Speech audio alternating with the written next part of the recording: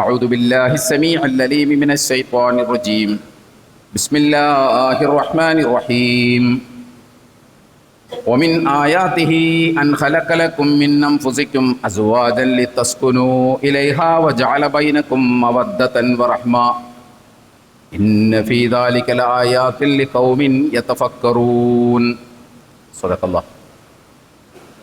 الله العلي العظيم وصدق وبلغ رسوله النبي الكريم ونحن على ذلك من الشاهدين الشاكرين والعاقبة للمتقين والحمد لله رب العالمين. സ്നേഹം നിറഞ്ഞ സത്യവിശ്വാസികളായ സഹോദരി സഹോദരന്മാരെ, പ്രപഞ്ചനാഥനായ അള്ളാഹുവിൻ്റെ വിധിവിലക്കുകൾ അതിലംഘിക്കാതെ വ്യക്തിജീവിതത്തെയും കുടുംബജീവിതത്തെയും സാമൂഹ്യ ജീവിതത്തെയും മുന്നോട്ട് നയിക്കണമെന്ന് ആദ്യമായി എന്നോടും പിന്നീട് നിങ്ങളെയും വസിയത്ത് ചെയ്യുകയാണ്, ഉപദേശിക്കുകയാണ്. ജീവിതത്തിലുടനീളം അല്ലാഹു സുബ്ഹാനഹു വ തആലയുടെ നിയമ നിർദ്ദേശങ്ങൾ അനുസരിച്ച് ജീവിക്കുവാനും അവസാനം കാമിലായ ഈമാനോടുകൂടി ഈ ലോകത്ത് നിന്ന് വിട പറയുവാനും നാളെ അവൻ്റെ ജന്നാത്തുൽ ഫിർദൗസിൽ അംബിയാ മുർസലീങ്ങളോടൊപ്പം സന്തോഷം കഴിഞ്ഞുകൂടുവാനുമുള്ള തൗഫീക്ക് നൽകി അർഹമുർ റഹീമിനായ റബ്ബ് സുബ്ഹാനഹു വ തആല നമ്മെ എല്ലാവരെയും എല്ലാ അർത്ഥത്തിലും അനുഗ്രഹിക്കുമാറാകട്ടെ. നമുക്കറിയാം, കഴിഞ്ഞ 2-3 ആഴ്ചകൾക്കുള്ളിൽ 2 വിവാഹങ്ങളും 2-3 കൊല്ലങ്ങൾക്കിടയിൽ ഏതാനും വിവാഹങ്ങളും കേരളത്തിൽ ഏറെ ചർച്ച ചെയ്യപ്പെട്ടു. സാമൂഹിക മാധ്യമങ്ങളിലൊക്കെ വലിയ തോതിലുള്ള ചർച്ചയ്ക്ക് വിധേയമായ വിവാഹങ്ങളാണവ.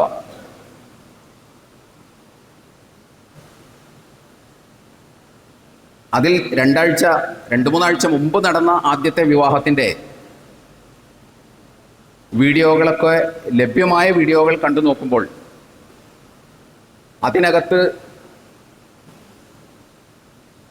നിക്കാഹിൻ്റെ ശേഷം നിക്കാഹിൻ്റെ വേദിയിൽ വച്ച് തന്നെ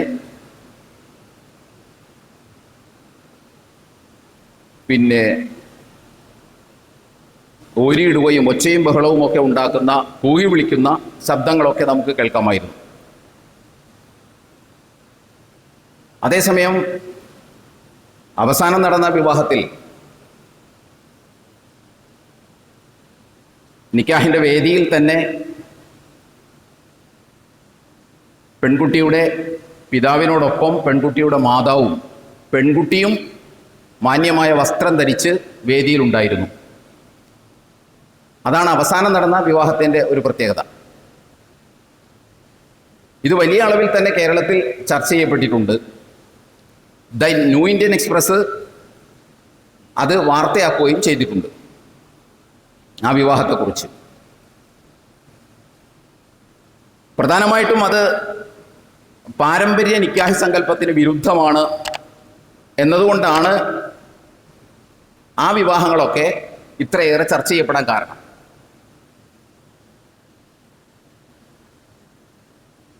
അങ്ങനെ ചർച്ച ചെയ്യുന്ന കൂട്ടത്തിൽ പല അഭിപ്രായങ്ങൾ അത് സംബന്ധമായിട്ട് വന്നത് നമുക്ക് കാണാൻ സാധിക്കും. ഈ അടുത്ത് നടന്ന ഏതാനും വിവാഹങ്ങളും 2-3 കൊല്ലങ്ങൾക്കിടയിൽ നടന്ന ഒരു കുറച്ച് വിവാഹങ്ങളുടെയും പൊതു പ്രത്യേകത എന്താണെന്ന് ചോദിച്ചാൽ, അതിനകത്തുള്ള ഒരു കോമൺ ഫാക്ടർ എന്താണെന്ന് ചോദിച്ചാൽ, അതിനകത്തെല്ലാം വേദിയിൽ പെൺകുട്ടിയും പെൺകുട്ടിയുടെ മാതാവും ഉണ്ടായിരുന്നു എന്നതാണ് ഈ വിവാഹങ്ങളുടെ ഒക്കെ ഒരു പൊതു പ്രത്യേകത. അതാണത് ചർച്ച ചെയ്യാൻ കാരണം. പാരമ്പര്യ സങ്കല്പത്തിന് വിരുദ്ധമായ ഒരു സമീപന രീതിയാണ്. ഇതിനെക്കുറിച്ച് ഞാൻ പറഞ്ഞല്ലോ, വ്യത്യസ്തമായ അഭിപ്രായങ്ങൾ പല ഭാഗങ്ങളിൽ നിന്നും വന്നു. ഒരു കൂട്ടർ ഈ പറഞ്ഞതുപോലെ അത് പാരമ്പര്യത്തിന് വിരുദ്ധമാണ്, ഇസ്ലാമികമായി അത് എത്രത്തോളം ശരിയാകും എന്ന ചർച്ച നടത്തുമ്പോൾ, മറുപക്ഷത്തൊരു കൂട്ടർ ഇത് വലിയ വിപ്ലവമാണ് എന്ന കാഴ്ചപ്പാടിലാണുള്ളത്. മറ്റൊരു കൂട്ടർ ഇത് ഇസ്ലാമിലെ വൈവാഹിക നടപടിക്രമങ്ങളൊക്കെ കൂടുതൽ ലിബറലാകാൻ പോവുകയാണ്, അതിൻ്റെ ഒരു സൂചനയും അതിൻ്റെ ആദ്യ സ്റ്റെപ്പുകളുമാണിത് എന്ന് വിലയിരുത്തുന്നു. വേറെ ചിലർ പറയുന്നത് ഇതല്ല. അവർ പറയുന്നത് ഈ പെൺകുട്ടിയും പെൺകുട്ടിയുടെ മാതാവും വിവാഹവേദിയിൽ ഉണ്ടായാൽ മാത്രം പോരാ. ഇപ്പോൾ പിതാവാണ് ഞാൻ ഇന്ന മഹറിന് നിങ്ങൾക്ക് വിവാഹം ചെയ്തു തരുന്നു എന്ന് പറയുന്നത്, അത് പിതാവും മാതാവും കൂടി ചെയ്തു കൊടുക്കണം എങ്കിലേ ശരിയാവുള്ളൂ എന്ന വാദങ്ങൾ നമുക്ക് കാണാം. അവിടുന്ന് കുറച്ചുകൂടി മുന്നോട്ട് പോയിട്ട് മറ്റൊരു കൂട്ടർ പറയുന്നത് പിതാവിനും മാതാവിനും ഇതിനകത്ത് റോളില്ല, പെൺകുട്ടിയും ചെക്കനും തമ്മിലാണ് ഈ നിക്കാഹ് നടക്കേണ്ടത്, അതാണ് ശരിയായ രീതി എന്ന് പറയുന്നത് നമുക്ക് കാണാൻ സാധിക്കും. നമ്മളൊരു കാര്യം മനസ്സിലാക്കേണ്ടത്, ഇത് കാലം മുന്നോട്ട് പോകുമ്പോഴുള്ള മാറ്റങ്ങളാണിതെല്ലാം. ഇനിയും വേറെ പല സങ്കല്പങ്ങളും കാഴ്ചപ്പാടുകളും ഒക്കെ ആയിട്ട് ആളുകൾ വരാനുള്ള സാധ്യത നമുക്ക് തള്ളിക്കളയാൻ പറ്റില്ല. അതുകൊണ്ട് കാലം മുന്നോട്ട് പോകുമ്പോൾ ഇത്ര പോസിറ്റീവും നെഗറ്റീവുമായിട്ടുള്ള മാറ്റങ്ങൾ നമ്മുടെ വൈവാഹിക നടപടിക്രമങ്ങളിൽ ഉണ്ടാകും. ഒരു വിശ്വാസിയെ സംബന്ധിച്ചിടത്തോളം അയാൾ ഈ മാറ്റങ്ങൾ ഉണ്ടാകുമ്പോൾ അതിൻ്റെ ശരിതെറ്റുകൾ വിലയിരുത്തേണ്ടത് ഇസ്ലാമിൻ്റെ അടിസ്ഥാന പ്രമാണങ്ങളായ വിശുദ്ധ ഖുർആനും തിരുസുന്നത്തും അത് സംബന്ധമായി എന്ത് പറയുന്നു, അല്ലെങ്കിൽ അതിന് എതിര് നിൽക്കുന്ന എന്തെങ്കിലും പരാമർശങ്ങൾ ഈ പ്രമാണങ്ങളിൽ ഉണ്ടോ എന്ന് നോക്കിയാണ്, അല്ലെങ്കിൽ ആ പ്രമാണങ്ങളുമായി മാറ്റുരച്ചാണ് നമ്മൾ അതിനെ സമീപിക്കേണ്ടത്. വിശുദ്ധ ഖുർആനിൻ്റെ ഉള്ളടക്കത്തിന് വിരുദ്ധമായ കാര്യം എന്ത് പുരോഗമനത്തിൻ്റെ പേരിൽ ആര് കൊണ്ടുവന്നാലും നമുക്കത് അംഗീകരിക്കുക സാധ്യമേ അല്ല. നമ്മൾ മനസ്സിലാക്കേണ്ടത്, വിശുദ്ധ ഖുർആൻ എന്ന അടിസ്ഥാന പ്രമാണ രേഖക്ക് വിരുദ്ധമായ എന്ത് കാര്യമാണെങ്കിലും, അത് എന്ത് പുരോഗമനത്തിൻ്റെ പേരിലാണെങ്കിലും വിശ്വാസികളെ സംബന്ധിച്ചിടത്തോളം അതിനെ പിന്തുണക്കുക അല്ലെങ്കിൽ അത് വാരിപ്പുണരുക എന്ന് പറയുന്നത് ഒരിക്കലും സാധ്യമല്ല.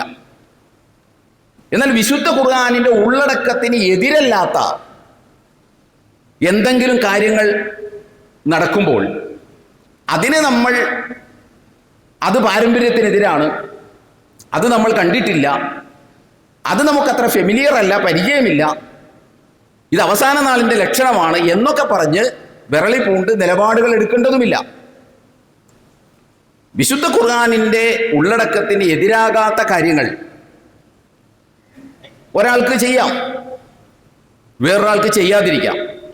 വിശുദ്ധ ഖുർആൻ കൽപ്പിച്ചതല്ലല്ലോ. പക്ഷെ വിശുദ്ധ ഖുർആന്റെ ഉള്ളടക്കത്തിന് എതിരുമല്ല എങ്കിൽ ആ വിഷയം ഒരാൾക്ക് ചെയ്യാം, വേറൊരാൾക്ക് ചെയ്യാതിരിക്കാം. പക്ഷെ രണ്ടു കൂട്ടരും പരസ്പരം ചെയ്യിപ്പിക്കാനും ചെയ്യിപ്പിക്കാതിരിക്കാനും ശ്രമിക്കേണ്ടതില്ല. അതാണ് ആ വിഷയത്തിലുള്ള ഒരു സന്തുലിത നിലപാട് എന്നാണ് നാം മനസ്സിലാക്കേണ്ടത്. വിശുദ്ധ ഖുർആനിൻ്റെ ഉള്ളടക്കത്തിന് വിരുദ്ധമാകാത്ത ഒരു സംഗതി ഒരാൾ ചെയ്യുന്നു എന്നതുകൊണ്ട് നമുക്കത് പരിചയമില്ല, അല്ലെങ്കിൽ നമ്മുടെ പാരമ്പര്യത്തിൽ ഇത് കണ്ടിട്ടില്ല എന്ന് പറഞ്ഞുകൊണ്ട് നമ്മൾ വിരളി പൂണ്ടേണ്ടതില്ല. ചെയ്യുന്നവർ ചെയ്യട്ടെ, ചെയ്യാത്തവർ അത് ചെയ്യേണ്ടതില്ല. ഇവിടെ നമ്മൾ മനസ്സിലാക്കേണ്ടത്, ഈ വീഡിയോകളൊക്കെ പുറത്തു വരുമ്പോൾ അവസാനം കേരളത്തിൽ അവസാനം നടന്ന വിവാഹം, അതിനകത്ത് ആകെ ഉണ്ടായത് ഞാൻ മനസ്സിലാക്കിയെടുത്തോളം മാന്യമായ വസ്ത്രധാരണം നിർവഹിച്ചുകൊണ്ട് പെൺകുട്ടിയും പെൺകുട്ടിയുടെ മാതാവും പിതാവിൻ്റെ ഒപ്പം വേദിയിൽ ഉണ്ടായിരുന്നു എന്നത് മാത്രമാണ് ഏറ്റവും പുതിയ വിവാഹത്തിൽ നടന്നിട്ടുള്ളത്. അവിടെ സ്ത്രീധനമോ അതല്ലെങ്കിൽ മറ്റെന്തെങ്കിലും ധാരാളിത്തമോ ഒന്നും അവിടെ ഉണ്ടായിട്ടില്ല എന്നാണ് നമുക്ക് മനസ്സിലാകുന്നത്. കണ്ടിടത്തോളവും വായിച്ചിടത്തോളവും നമുക്ക് മനസ്സിലായതാണ്. നമ്മളെ സംബന്ധിച്ച് ഞാൻ പറഞ്ഞല്ലോ, അഥവാ അത്തരം സംഗതികൾ വരുമ്പോൾ നമ്മുടെ ഉറച്ച നിലപാട് ഇതായിരിക്കണം. അതിപ്പോഴല്ല, എപ്പോഴാണെങ്കിലും ഇത്തരത്തിലുള്ള മാറ്റങ്ങൾ സമൂഹത്തിൽ ഉണ്ടാകുമ്പോൾ ആ മാറ്റങ്ങൾ ഖുർആനിനോടും സുന്നത്തിനോടും എത്രത്തോളം യോജിക്കുന്നു, എത്രത്തോളം വിയോജിക്കുന്നു എന്ന് നോക്കിയിട്ടാണ് നമ്മൾ കാര്യങ്ങളെ സമീപിക്കേണ്ടത്. അതല്ലാതെ നമുക്ക് മുൻപരിചയങ്ങളില്ല, നമുക്ക് പാരമ്പര്യത്തിൽ ഇത് കാണാനില്ല എന്നതുകൊണ്ട് നമ്മൾ അതിനെതിരെ ഒച്ചവും ബഹളവും ഉണ്ടാക്കേണ്ടതില്ല. നമ്മുടെ വിവാഹങ്ങൾ, നമ്മളിപ്പോൾ നടത്തിക്കൊണ്ടിരിക്കുന്ന വിവാഹങ്ങൾ എത്രയോ പരിണാമങ്ങൾക്ക് വിധേയമായിട്ടാണ് ഇവിടെ എത്തിയത് എന്ന് നാം ചിന്തിച്ചാൽ നമുക്ക് മനസ്സിലാകും. നമ്മുടെ നാട്ടിലുള്ള കേരളീയ മുസ്ലിം സമൂഹത്തിലെ വൈവാഹികമായ നടപടിക്രമങ്ങൾ ഒട്ടേറെ പരിണാമങ്ങൾക്ക് വിധേയമായിട്ടാണ് നമ്മളിവിടെ എത്തിച്ചേർന്നത്. നിങ്ങളൊന്ന് ആലോചിച്ച് നോക്കൂ. ഇവിടെ ഈ സദസ്സിലിരിക്കുന്ന ഏറ്റവും പ്രായം ചെന്ന ആൾക്ക് ഒരുപക്ഷെ ഓർമ്മയുണ്ടാവുകയോ അല്ലെങ്കിൽ കാണുകയോ ചെയ്തിട്ടുണ്ടാകാം. അല്ലെങ്കിൽ കാരണവന്മാരോട് അന്വേഷിച്ചാൽ നമുക്കത് പറഞ്ഞു മനസ്സിലാക്കിയവർ തരും. ഒരു കാലത്ത് കേരളീയ മുസ്ലിം വിവാഹ കാര്യത്തിൽ പെൺകുട്ടിക്കോ ആൺകുട്ടിക്കോ ഒരു റോളും ഉണ്ടായിരുന്നില്ല. എന്തിനേറെ ഉമ്മാക്ക് പോലും ഒരു റോൾ ഉണ്ടായിരുന്നില്ല. 2 പിതാക്കന്മാർ കൂടി നടത്തുന്ന ഒരു പരിപാടിയാണ് വിവാഹം എന്ന് പറയുന്നത്. അഥവാ വിവാഹത്തിൻ്റെ അന്നാണ് പെൺകുട്ടി ആൺകുട്ടിയെ കാണുന്നതും ആൺകുട്ടി പെൺകുട്ടിയെ കാണുന്നതും. ഇത് ഇസ്ലാമികമാണ് എന്ന് നമുക്ക് പറയാൻ കഴിയും? ഒരർത്ഥത്തിലും ഇത് ഇസ്ലാമികമല്ല. അവിടെ നിന്ന് മാറി കാലം മുന്നോട്ട് പോയപ്പോൾ പിന്നെ നമ്മൾ കാണുന്നത് വിവാഹത്തിൻ്റെ സമയത്ത് ആൺകുട്ടിക്ക് പെൺകുട്ടിയെ കാണാനുള്ള ഒരു പെണ്ണ് കാണൽ ചടങ്ങ് നമുക്ക് കാണാൻ സാധിക്കും. അപ്പോഴും അത് പെണ്ണ് കാണൽ ചടങ്ങാണ്, ആണ് കാണൽ ചടങ്ങല്ല. അവിടെയും യഥാർത്ഥത്തിൽ എന്താ സംഭവിക്കുന്നത്? നമ്മൾ കാണിക്കാൻ കൊണ്ടുവരുന്ന ചെക്കൻ പെണ്ണിനെ കണ്ടാൽ അടുത്ത നടപടി ചെക്കന് പെണ്ണിന് ഇഷ്ടമായോ എന്നതാണ്. പെണ്ണിന് ഇഷ്ടമായി എങ്കിൽ ബാക്കി കൊടുക്ക വാങ്ങലുകൾ കൊണ്ട് ഓക്കെ ആണെങ്കിൽ ആ കല്യാണം നടക്കും. അതിനപ്പുറത്ത് നിനക്ക് ചെക്കൻ ഇഷ്ടമായോ എന്ന ചോദ്യത്തിന് അവിടെ ഒരു പ്രസക്തിയേ ഇല്ല. ചെക്കനാണ് ഇഷ്ടപ്പെടേണ്ടത്. ചെക്കൻ ഇഷ്ടപ്പെട്ടാൽ പിന്നെ ബാപ്പാക്ക് ഇഷ്ടപ്പെട്ട് പിന്നെ ഉമ്മാക്ക് ഇഷ്ടപ്പെട്ട്, പെണ്ണിന്റെ ഇഷ്ടം അവിടെ ഒരു പ്രസക്തിയേ അല്ല. ബാക്കി കൊടുക്ക വാങ്ങലുകളൊക്കെ ഉണ്ടെങ്കിൽ കല്യാണം നടക്കും. ചുരുങ്ങിയത് പെണ്ണിന് ആണിനെ കാണാൻ കഴിയും എന്ന ഒരു സൗകര്യം അവിടെ ഉണ്ടായിരുന്നു. അത് ഇസ്ലാമികമാണോ? അത് ഇസ്ലാമികമല്ല. അവിടെ നിന്ന് അങ്ങോട്ട് പോയിട്ട് കാലം മുന്നോട്ട് പോയപ്പോൾ പെണ്ണിനോട് അഭിപ്രായം ചോദിക്കുന്നിടത്ത് മാതാപിതാക്കൾ എത്തി. പെണ്ണിനോട് അഭിപ്രായം ചോദിക്കുന്നിടത്ത് മാതാപിതാക്കൾ എത്തിയല്ലോ. ചെക്കൻ വന്ന് കണ്ടു കഴിഞ്ഞാൽ നിനക്കിഷ്ടമായോ എന്ന് ചോദിക്കുന്നിടത്തേക്ക് കാലം നമ്മെ പുരോഗമിപ്പിച്ചു. ഇപ്പോഴത്തെ അവസ്ഥ എന്താണ്? കല്യാണവുമായിട്ട് വന്നാൽ ഫൈനൽ ഒപ്പീനിയനും ഫൈനൽ ഡിസിഷനും അല്ലെങ്കിൽ സെലക്ഷനും പെൺകുട്ടിയാണ്. അവിടെ എത്തി കാര്യങ്ങൾ. അതിൻ്റെ തന്നെ തുടർച്ചയാണ്. അവിടെ നിന്നും വിട്ട് ഇപ്പൊ പെൺകുട്ടി നിക്കാഹിന്റെ സദസ്സിൽ തന്നെ കയറിയിരിക്കുന്ന ഒരു അവസ്ഥയിൽ കാര്യങ്ങളെത്തി. അപ്പോൾ നമ്മൾ തിരിച്ചറിയേണ്ടത് ഈ മാറ്റങ്ങളൊന്നും, രസകരമായ സംഗതി, ഈ മാറ്റങ്ങളൊക്കെ ഉണ്ടായത് ഒരിക്കലും ഈ സംഗതി ഇസ്ലാമികമല്ല, ഇസ്ലാമിൻ്റെ പ്രമാണങ്ങളോട് നിരക്കുന്ന ഒരു സംഗതി അല്ല എന്ന് പഠിച്ച് മനസ്സിലാക്കി ഉണ്ടായ മാറ്റങ്ങളല്ല. അതാണ് നമുക്ക് ഖേദകരമായിട്ടുള്ളത്. ഞാൻ തുടക്കത്തിൽ പറഞ്ഞ ആ സന്ദർഭം മുതൽ മുകളിലോട്ടുള്ള മാറ്റങ്ങൾ, ഞാൻ പറഞ്ഞു വച്ച മാറ്റങ്ങൾ ഒരിക്കലും എന്തല്ല, ഇസ്ലാമിന് ഇത് നിരക്കുന്ന സംഗതിയല്ല, ഇസ്ലാമിൻ്റെ ഒരു സംസ്കാരത്തിന് ചേർന്നതല്ല. ഈ പെണ്ണിനെ കാണിക്കാതെ, പെണ്ണിൻ്റെ അഭിപ്രായം ചോദിക്കാതെ ഞാൻ പോയി കല്യാണം ഉറപ്പിക്കുന്നു, ഞാൻ തന്നെ കല്യാണം നിശ്ചയിക്കുന്നു, ഞാൻ തന്നെ കല്യാണം നടത്തുന്നു, ഇസ്ലാമികമല്ല എന്ന് തിരിച്ചറിഞ്ഞതിൻ്റെ അടിസ്ഥാനത്തിൽ മാറ്റം ഉണ്ടായതല്ല. അതിനപ്പുറം ഈ പറഞ്ഞ പോലെ സാഹചര്യങ്ങളുടെ സമ്മർദ്ദങ്ങൾ, കാലം പുരോഗമിച്ചു, പെൺകുട്ടികൾക്ക് വിദ്യാഭ്യാസമായി, പെൺകുട്ടികൾ ജോലി നേടി ശമ്പളം പറ്റുന്ന അവസ്ഥയിലായി. അപ്പോൾ സ്വാഭാവികമായിട്ടും എന്തായി? ഈ മാറ്റങ്ങൾക്ക് നമ്മൾ നിന്നുകൊടുക്കേണ്ടി വരുന്ന അവസ്ഥാവിശേഷമായി. യഥാർത്ഥത്തിൽ സംഭവിക്കേണ്ടത് എന്താണ്? ഇത് ഇസ്ലാമികമല്ല, ഈ രീതി ഇസ്ലാമികമല്ല, അതുകൊണ്ട് നമ്മൾ മാറേണ്ടതുണ്ട് എന്ന തീരുമാനത്തിന്റെ അടിസ്ഥാനത്തിലുണ്ടായ മാറ്റങ്ങളല്ല. ഈ അവസാനത്തെ പെണ്ണ് സ്റ്റേജിലിരിക്കുന്ന ആ ഒരു വിഷയം മാത്രമാണ് അതിൻ്റെ ഇസ്ലാമികത ചർച്ച ചെയ്ത് ഇസ്ലാമിൻ്റെ ഭാഗമായിട്ടാണ് ഞങ്ങൾ കയറ്റിയത് എന്ന് കയറ്റിയവരും, ഇസ്ലാമിൻ്റെ ഭാഗമായിട്ട് കയറ്റാൻ പറ്റില്ല എന്ന് പറയുന്നവരും പറയുന്ന ഇസ്ലാമിൻ്റെ പേരിലാണ്. ബാക്കിയുള്ള മാറ്റങ്ങളൊക്കെ സാഹചര്യങ്ങളുടെ സമ്മർദ്ദം കൊണ്ട് നിൽക്കക്കള്ളി ഇല്ലാതായപ്പോൾ നമ്മൾ മാറിയതാണ്. മാറേണ്ടത് ഇസ്ലാമികമായിട്ടായിരുന്നു, പക്ഷേ നമ്മൾ മാറിയത് അതുകൊണ്ടല്ല, സാഹചര്യത്തിൻ്റെ സമ്മർദ്ദം കൊണ്ടാണ്. ഇനി മറ്റൊരു കാര്യം നിങ്ങളൊന്ന് ആലോചിച്ച് നോക്കൂ. നേരത്തെ മുൻകാലങ്ങളിൽ കല്യാണ നിശ്ചയത്തിനാണ്, നമുക്കൊക്കെ പരിചയമുണ്ടാവും, ഏതായാലും ഞാൻ കണ്ടിട്ടുണ്ട്, അപ്പോൾ സ്വാഭാവികമായിട്ടും നിങ്ങളൊക്കെ കണ്ടിട്ടുണ്ടാകും. കല്യാണ നിശ്ചയത്തിൻ്റെ അന്ന് പരസ്യമായിട്ടാണ് സ്ത്രീധനം പെണ്ണിൻ്റെ ചെക്കൻ്റെ വാപ്പാക്ക് കൈമാറുന്നത്. ചെറിയ ബാഗിലും പേപ്പറിലും പൊതിഞ്ഞായി സ്ത്രീധനം കൈമാറും. എന്നു മാത്രമല്ല, 10-25 പേരിയ്ക്കുന്ന സദസ്സിൽ മിക്കവാറും മൗലവിമാരുടെ സാന്നിധ്യത്തിൽ തന്നെ കൊടുക്ക വാങ്ങലുകളെ കുറിച്ച് പരസ്യമായി പറയുകയും ചെയ്യും. എന്നിട്ടാണ് അൽഫാത്തിഹ ഓതി ചോറും നിന്ന് പിരിയണത്. ഇപ്പോ അതില്ല. ഇപ്പോൾ ഒന്നുകിൽ ബാങ്ക് ട്രാൻസ്ഫർ, അല്ലെങ്കിൽ പൂച്ച പാൽ കുടിക്കുന്നത് പോലെ സ്വകാര്യമായിട്ട് ഇതൊക്കെ വേറെ തലങ്ങളിൽ നടക്കും. നിശ്ചയം എന്ന് പറഞ്ഞു കൂടുന്നത് ആകെ ഭക്ഷണം കഴിക്കാൻ വേണ്ടി മാത്രമായി. ഇസ്ലാമികമായി ഇത് ശരിയല്ല എന്ന തിരിച്ചറിവിൻ്റെ അടിസ്ഥാനത്തിൽ മാറിയതാണോ? അല്ല. ഇത് നാണക്കേടാണെന്ന് തോന്നി. ഇത് നാണക്കേടാണെന്ന് തോന്നിയപ്പോൾ ആളുകൾ മാറ്റങ്ങൾക്ക് സന്നദ്ധമായി. അത്രയേ ഉള്ളൂ. മാറേണ്ടിയിരുന്ന എന്താണ്? ഇസ്ലാമികമായിട്ട് ശരിയല്ല ഇത്തരം സംഗതികൾ എന്ന് നോക്കിയിട്ടായിരുന്നു മാറേണ്ടിയിരുന്നത്. അപ്പം ഞാൻ പറഞ്ഞു വരുന്നത്, ഈ മാറ്റങ്ങൾ കാലത്തിൻ്റെ ഭാഗമായിട്ട് നടന്നുകൊണ്ടിരിക്കും. ആ മാറ്റങ്ങളെ നമ്മൾ അഭിസംബോധന ചെയ്യേണ്ടത് ഇസ്ലാമികമായി ഇത് എത്രത്തോളം ശരിയാണ് എന്നാണ്. നമ്മൾ ഈ പറഞ്ഞ വിവാഹങ്ങളൊക്കെ, ഞാൻ നേരത്തെ പറഞ്ഞ തരത്തിലുള്ള വിവാഹങ്ങളൊക്കെ നാട്ടിൽ നടക്കുമ്പോൾ അതിൻ്റെ ഒരു പ്രത്യേകത എന്താണെന്ന് ചോദിച്ചാൽ, പെണ്ണിനെ കാണിക്കാൻ ആണിനെയും സമ്മതിക്കൂല, ആണിനെ കാണാൻ പെണ്ണിനെയും സമ്മതിക്കൂലാത്ത കാലം മുതൽ നമ്മൾ പുരോഗമിച്ചു വന്നപ്പോഴൊക്കെ ആദ്യഘട്ടങ്ങളിൽ എന്തുണ്ടായില്ല? ധൂർത്തും ദുർവയവും ആർഭാടവും പൊങ്ങച്ചവും ഒന്നും കാര്യമായിട്ട് വിവാഹങ്ങളിൽ ഉണ്ടായിരുന്നില്ല. പക്ഷെ നമ്മൾ പുരോഗമിച്ചു വന്നപ്പോൾ പിന്നെ നമ്മൾ കാണുന്നത് സ്ത്രീധനത്തിൻ്റെ അളവുകൾ വർദ്ധിക്കുന്നു, അത്യാർഭാടപൂർണമായി വിവാഹം നടക്കുന്നു, അതുപോലെ തന്നെ ധൂർത്ത് നടക്കുന്നു, പൊങ്ങച്ചം നടക്കുന്നു എന്നതാണ്. ഇപ്പോൾ നടക്കുന്ന വിവാഹങ്ങളിലെ മുഹറമാത്തുകൾ അഥവാ ഹറാമുകൾ നമ്മൾ നോക്കിയാൽ, അത് വെച്ച് നോക്കുമ്പോൾ വിവാഹത്തിൻ്റെ സമയത്ത് ഒരു പെൺകുട്ടി മാന്യമായ വസ്ത്രം ധരിച്ച് അവളുടെ ഉമ്മയും കൂടി വേദിയിലിരുന്നു എന്നതുകൊണ്ട് അതത്ര വലിയ അപരാധമായിട്ടൊന്നും നമ്മളാരും കാണേണ്ടതില്ല. നമ്മുടെയൊക്കെ വിവാഹങ്ങളിൽ നടക്കുന്ന ധൂർത്ത്, ദുർവയം, പൊങ്ങച്ച പ്രകടനം, സ്ത്രീധനത്തിൻ്റെ ഉയർന്ന നിരക്കുകൾ, അതോടൊപ്പം തന്നെ പെൺകുട്ടിയോടുള്ള സമീപന രീതിയിലുള്ള പ്രശ്നങ്ങൾ, ഇതൊക്കെ ഇങ്ങനെയുള്ള ഹറാമുകളും ഇങ്ങനെയുള്ള നേർക്ക് നേരെ പ്രമാണ വിരുദ്ധമായ കാര്യങ്ങളും വെച്ചു നോക്കുമ്പോൾ ഏറ്റവും അവസാനം നടന്ന വിവാഹത്തെക്കുറിച്ചാണ് ഞാനിത് സംസാരിക്കുന്നത്. ബാക്കി വിവാഹങ്ങളിലെ കാര്യങ്ങളൊന്നും എനിക്ക് വിശദമായിട്ടൊന്നും അറിയില്ല, അവിടെ എന്തൊക്കെ നടന്നു എന്നുള്ള അറിയില്ല.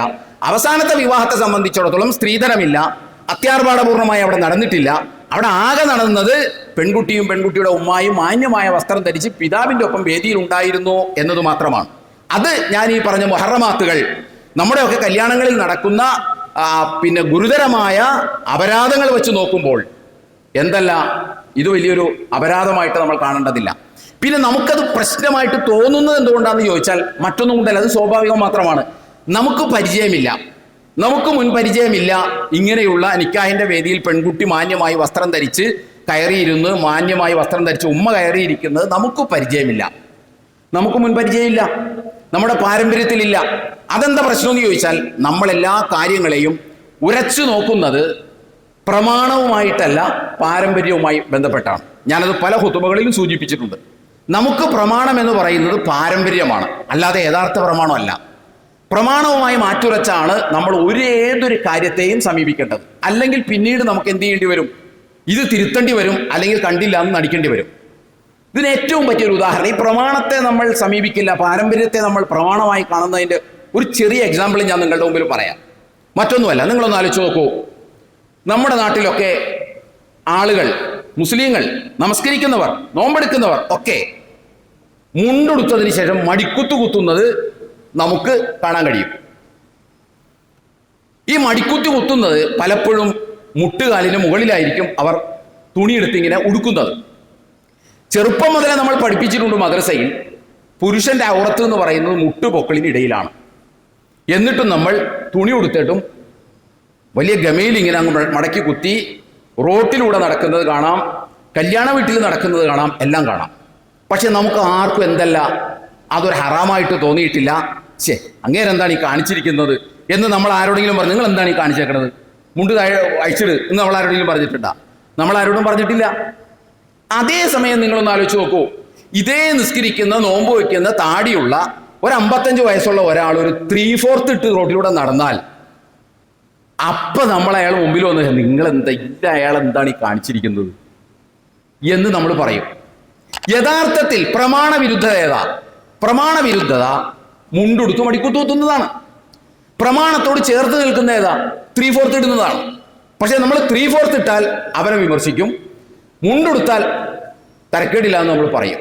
ഇവിടെ പ്രശ്നം പ്രമാണത്തിൻ്റെതല്ല, പ്രശ്നം നമ്മുടെ മനസ്സിൻ്റെതും നമ്മുടെ പരിചയത്തിൻ്റെതും നമ്മുടെ പാരമ്പര്യത്തിൻ്റെതുമാണ്. പാരമ്പര്യമായിട്ട് നമ്മളങ്ങനെ ഒരു 55 വയസ്സുള്ള താടിയൊക്കെ വെച്ചാൽ നിസ്കരിക്കുന്ന ഒരാൾ 3/4 ഇട്ട് നടന്ന് നമ്മൾ കണ്ടിട്ടില്ല. അതേസമയം ആരെങ്കിലും വെല്ലുവിളിച്ചിങ്ങനെ 3/4 ഇടാൻ നോക്കിയാൽ ഒരു 10 കൊല്ലം കഴിഞ്ഞ് കഴിയുമ്പോൾ 3/4 ഇട്ട് നമുക്കൊന്നും തോന്നൂല. അതിൻ്റെ പ്രധാന കാരണം നമുക്ക് പരിചയമില്ല എന്നതുകൊണ്ടാണ്. അപ്പം നമുക്ക് പരിചയമില്ല എന്നതല്ല ഒരു സംഗതി ശരിയോ തെറ്റോ എന്ന് നോക്കാനുള്ളത്, അല്ലെങ്കിൽ പാരമ്പര്യത്തിൽ ഉണ്ടോ എന്നുള്ളതല്ല, ഇല്ലേ എന്നുള്ളതുമല്ല, പ്രമാണം അതെങ്ങനെ സമീപിക്കുന്നു എന്നതാണ്. അത് നമ്മൾ ശീലിക്കണം, ആ രീതി നമ്മൾ ശീലിച്ചേ മതിയാകും. അതല്ലെങ്കിൽ നമുക്ക് കാലത്തിനനുസരിച്ച് കാര്യങ്ങളെ വിലയിരുത്താൻ കഴിയാതെ വരും. ശരി തെറ്റുകൾ പല മാനദണ്ഡങ്ങൾ വെച്ച് ഒരു വിശ്വാസിക്ക് തീരുമാനിക്കാൻ പറ്റില്ല.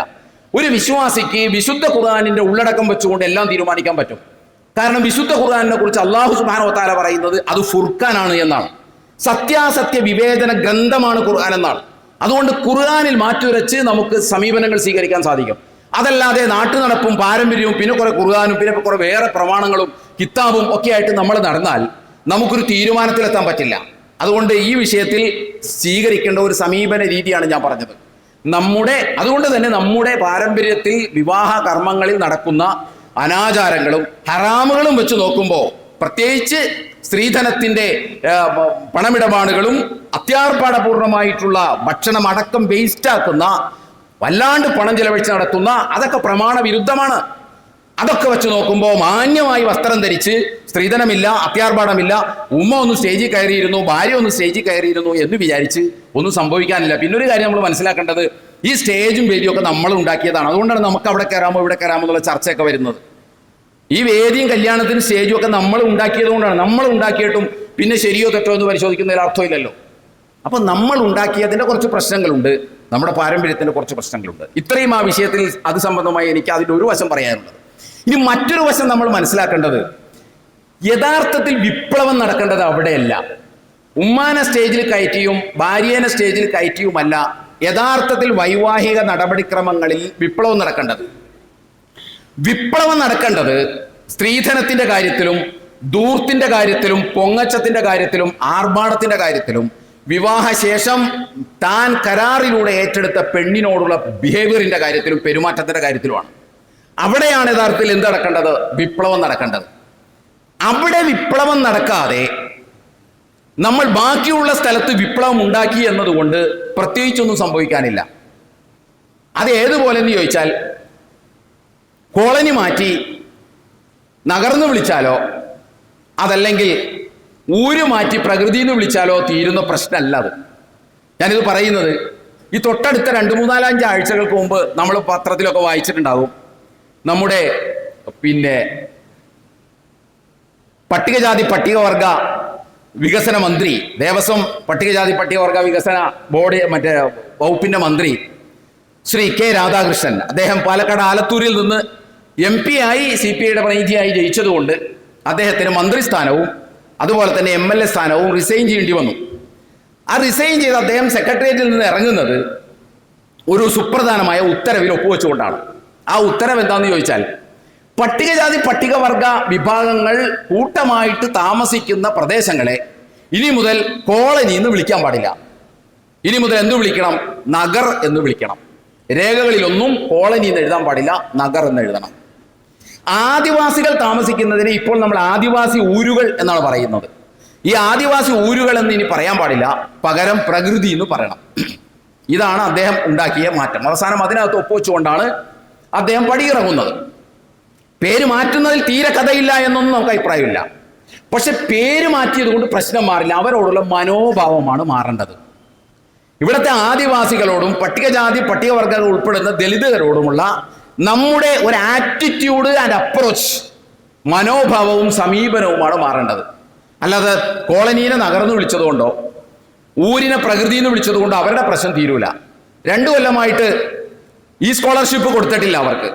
പട്ടികജാതി ദലിത് ആദിവാസി വിദ്യാർത്ഥികൾക്കൊക്കെ ഉന്നത വിദ്യാഭ്യാസം നേടാനുള്ള സ്കോളർഷിപ്പ് 2 കൊല്ലമായിട്ട് അവർക്ക് ഇതുവരെ കൊടുത്തിട്ടില്ല. അത് കൊടുക്കണം ആദ്യം ചെയ്യേണ്ടത്. അല്ലാതെ കോളനിന്ന് മാറ്റി നഗർന്ന് വിളിച്ചു എന്ന് വിചാരിച്ചിട്ട് അവരുടെ ആ പ്രശ്നം തീരും. അവർക്ക് ഉയർന്ന വിദ്യാഭ്യാസം നേടാനുള്ള ഗവൺമെന്റ് സപ്പോർട്ടാണത്, കേന്ദ്ര സംസ്ഥാന ഗവൺമെന്റുകളുടെ സപ്പോർട്ടാണത്. അതുപോലെ തന്നെ അവരുമായി ബന്ധപ്പെട്ട് എത്രയോ കോടികളാണ് ചെലവഴിക്കുന്നത്, എത്രയോ പദ്ധതികളാണ് പ്രഖ്യാപിക്കുന്നത്. അതിന്റെ 10% പോലും നടപ്പാക്കിയിട്ടില്ല എന്നാണ് ഏറ്റവും പുതിയ കണക്കുകൾ വ്യക്തമാക്കുന്നത്. 10% പോലും നടപ്പാക്കിയിട്ടില്ല. കോടികൾ ചെലവാക്കിയിട്ടും ആ ചെലവാക്കിയതിൻ്റെതായ ഒരു റിസൾട്ടും അവരുടെ ജീവിത സാഹചര്യങ്ങളിൽ വന്നതായി കാണാനില്ല. കാരണം അവിടെയൊക്കെ ഗുരുതരമായ അഴിമതികൾ സ്ഥാനം പിടിച്ചിരിക്കുന്നു.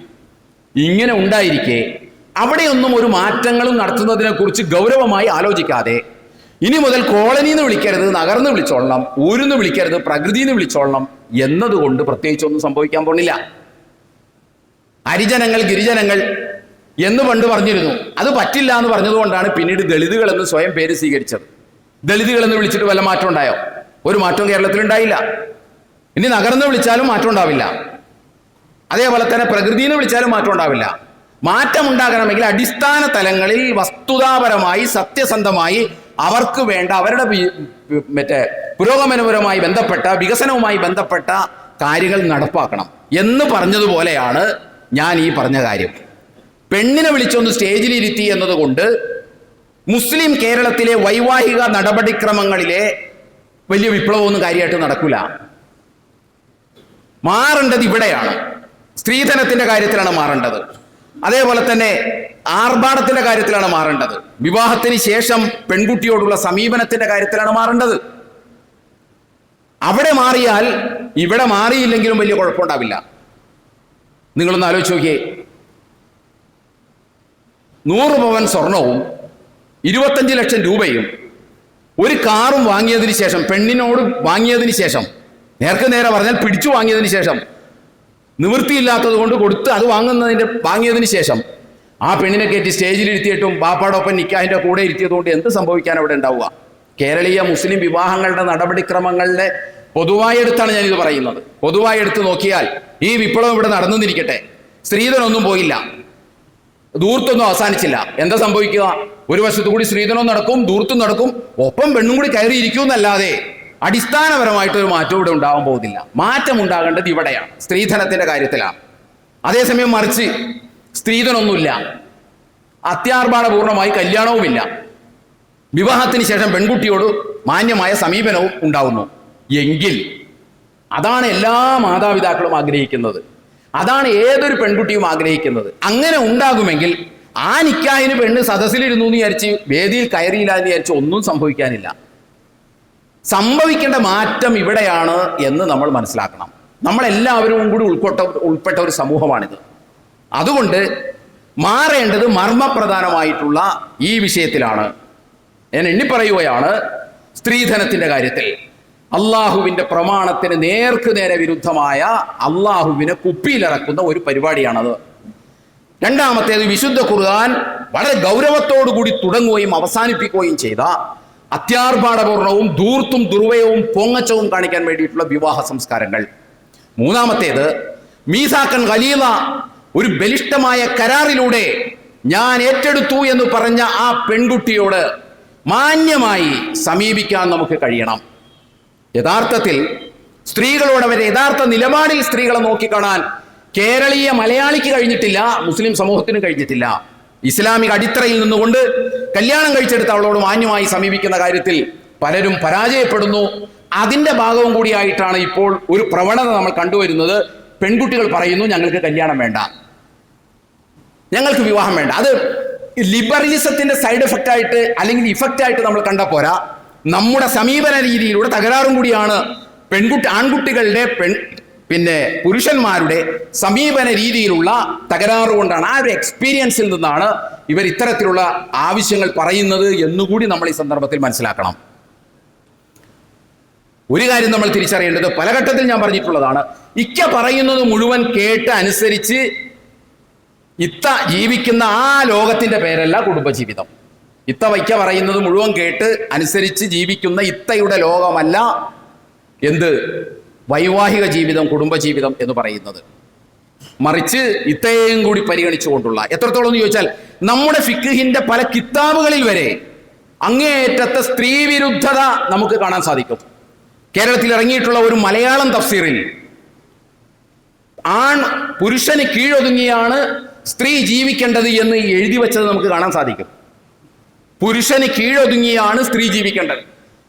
നമുക്ക് പറയാനുള്ളത്, അല്ലെങ്കിൽ നമ്മൾ മനസ്സിലാക്കേണ്ടത്, കുടുംബജീവിതം, വൈവാഹിക ജീവിതം എന്ന് പറയുന്നത് കീഴൊതുങ്ങലിന്റെയും കീഴ്പ്പെടുത്തലിന്റെയും പ്രശ്നമല്ല, ഭരിക്കുന്നതിന്റെയും ഭരിക്കപ്പെടുന്നതിന്റെയും പ്രശ്നമല്ല, കെട്ടിക്കുന്നതിന്റെയും കെട്ടുന്നതിന്റെയും പ്രശ്നമല്ല. മറിച്ച് അത് പരസ്പര സ്നേഹത്തിന്റെ, കാരുണ്യത്തിന്റെ, വിട്ടുവീഴ്ചയുടെ, മവദ്ദത്തിന്റെ, റഹ്മത്തിന്റെ ഒക്കെ ഒരു സങ്കേതമാണത് എന്ന് പറയുന്നത്. അതാണ് നമ്മൾ മനസ്സിലാക്കേണ്ടത്.